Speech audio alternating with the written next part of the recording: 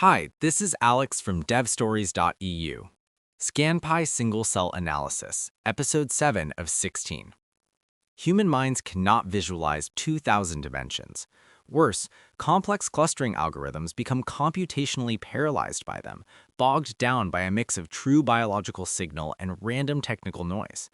You need a way to extract the core structure of your data before analyzing it. Dimensionality reduction with principal component analysis is how you solve this. Before getting into the mechanics, we need to address a common misunderstanding.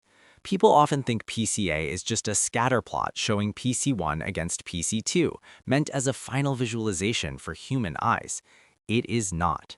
While you can plot the top two components, PCA is fundamentally a mathematical foundation. It compresses a sparse, noisy matrix into a dense format to feed into downstream tools like neighbor graphs. Think about your starting point. You just isolated about 2,000 highly variable genes. Each gene represents an independent dimension in your dataset. You run the Scanpy tool's PCA function to compute the principal components. This function evaluates your entire dataset and crushes those 2,000 gene dimensions down into a much smaller set of synthetic dimensions, typically around 50.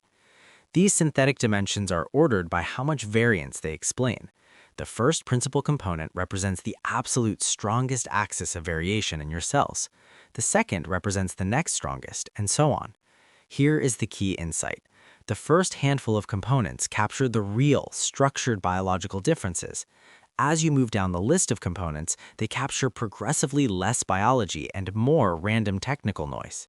By slicing off the tail end of these components, you are essentially denoising your data matrix. To evaluate this reduction, you need to decide how many components to retain.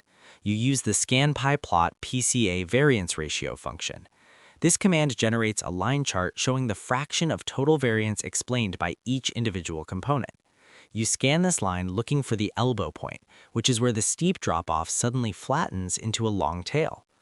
If the curve flattens at component 15, you might assume you only need 15 components. However, in single-cell workflows, we deliberately overestimate the number of principal components. You might see the elbow at 15, but tell your downstream functions to use 50 anyway. Downstream clustering algorithms are highly robust. They can easily ignore the slight technical noise contained in components 16 through 50. What they cannot do is recover biological signal that you threw away too early.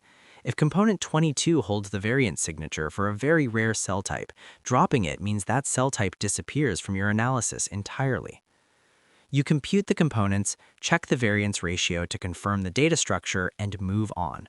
The most important takeaway is that PCA is not a picture to look at, but a targeted mathematical filter that sacrifices raw dimensional depth to strip away noise and expose the true biological axes of your data.